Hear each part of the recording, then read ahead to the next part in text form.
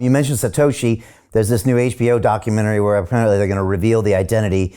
And of course, everyone's been guessing for years, and I don't think anyone's come up with a conclusion. But, Michael Saylor, I know you've talked to him. We've talked to him a couple of times. I think he said part of the beauty and maybe even the success of Bitcoin is having an anonymous founder and having that supply that's never moved.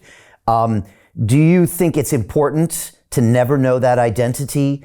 Do you have thoughts yourself? Do you think it ultimately promotes the value of Bitcoin when that person is anonymous? It's less surface area to attack the asset. Right. If you look at Ether, the second largest cryptocurrency and network, how many people attack Vitalik Buterin? How many of them question when he says something? How many of them act differently when he says something? How many of them don't buy because they think he's acting weird at a conference? How many people buy the asset because they think he's really smart? Those things all play into it.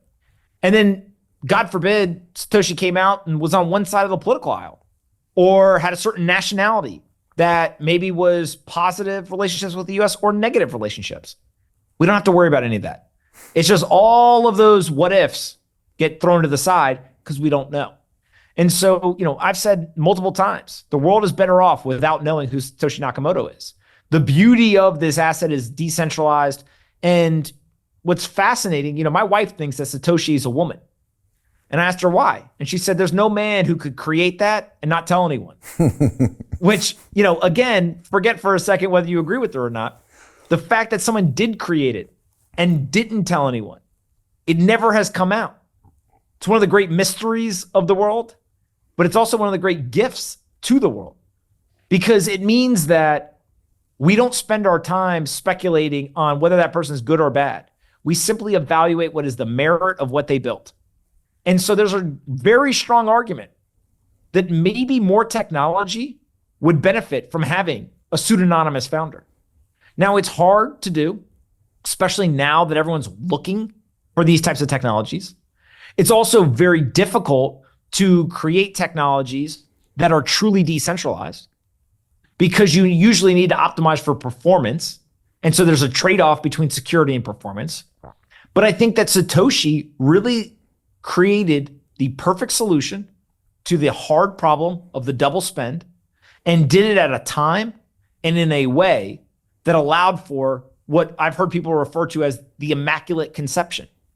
And so if you kind of think of like Bitcoin just came into the world and nobody is able to pinpoint so much of that early story, we don't get to run the other experiment. If Brian Rose was the creator of Bitcoin, what would have happened? We don't know. But the nice thing is, if we were going to run one of the two experiments, running the pseudonymous one was the right one to run because it gave us the highest probability of success. And so to see Bitcoin where it is today, 15 years later, is pretty impressive.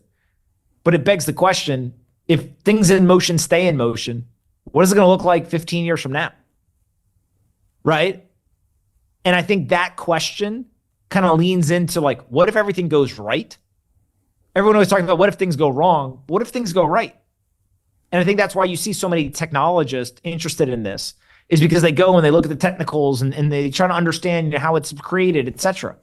But ultimately, people who create technology are optimists as a default. And so they believe that things can go right. But in finance, people are default pessimists because they're constantly trying to figure out who's trying to screw me, who's trying to win the zero-sum game. And so it's the difference between creation in technology versus redistribution in finance. And now the finance people are coming around because they're realizing it's not going to die. And so the technologists still believe in this kind of utopian, future positive, optimistic view of the world and kind of, we can create all this stuff. But going back to your other question about can they own too much? A lot of them just see 21 million. How many can I own?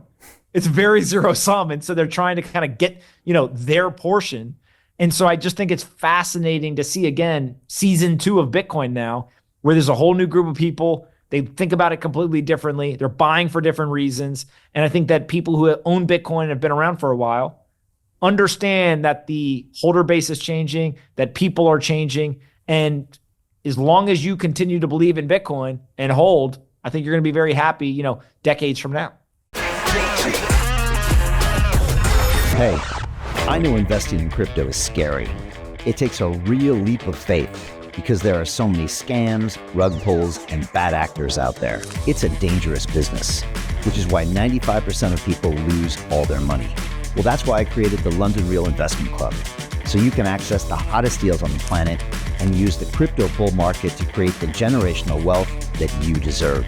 Join my team of over 100 people from around the world that are making millions of dollars behind the scenes investing in blockchain, AI, Web3 games, DeFi, Bitcoin, and more.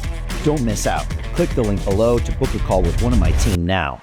But hurry, this bull market will end soon. I know investing crypto can be scary. That's why you gotta join the investment club. Pull the trigger. Let's do this.